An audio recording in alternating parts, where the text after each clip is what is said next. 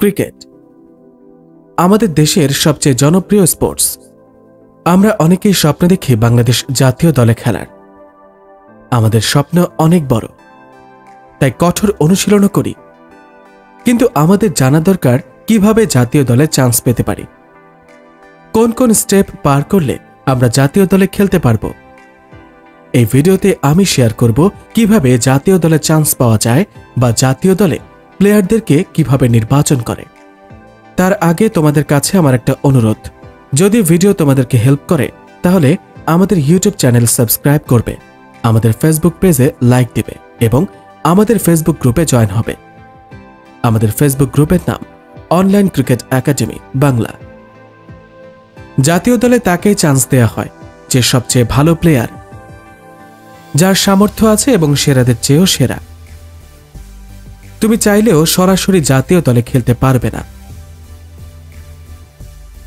হয় তোমাকে ঘরোয়া লিগে ভালো খেলতে হবে, নয়তো বয়স ভিত্তিক দলে ভালো করতে হবে। আর ভালো খেললেও তুমি চান্স পাবে না। তোমাকে প্রথমে জাতীয় দলের পাইপলাইনে আসতে হবে। যারা ভালো পারফরমেন্স করে তাদের জাতীয় দলের পাইপলাইনে রাখা হয়। পাইপলাইন বলতে বাংলাদেশে দল, বিসিবি, একাডেমি দল বা হাই পারফরমেন্স দল। বাংলাদেশ জাতীয় ক্রিকেট দলে চান্স পাওয়ার ওয়ে হচ্ছে দুইটা। প্রথমটা হলো বয়স ভিত্তিক দলগুলোতে ভালো পারফরমেন্স করে জাতীয় ক্রিকেট দলে চান্স পাওয়ার।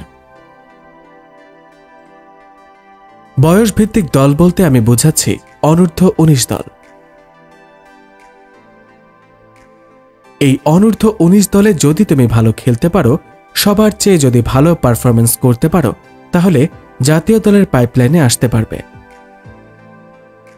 আরেকটা ওয়ে হলো ঘরোয়া লিগগুলোতে ভালো পারফরমেন্স করা, যেমন BPL, Dhaka premier cricket league, national cricket league ইত্যাদি। তোমার স্কোর যদি সবার থেকে বেশি হয়, তাহলে জাতীয় দলের নির্বাচকরা তোমাকে পাইপলাইনে রাখবে। বিভিন্ন দেশে ট্যুর করবে, সিরিজ খেলবে। এখানে যদি তুমি ভালো পারফরমেন্স করতে পারো বা নির্বাচকরা যদি তোমার উপর বিশ্বাস করতে পারে, তাহলে তোমাকে জাতীয় দলের 25 থেকে 30 জনের স্কোয়াডে রাখবে।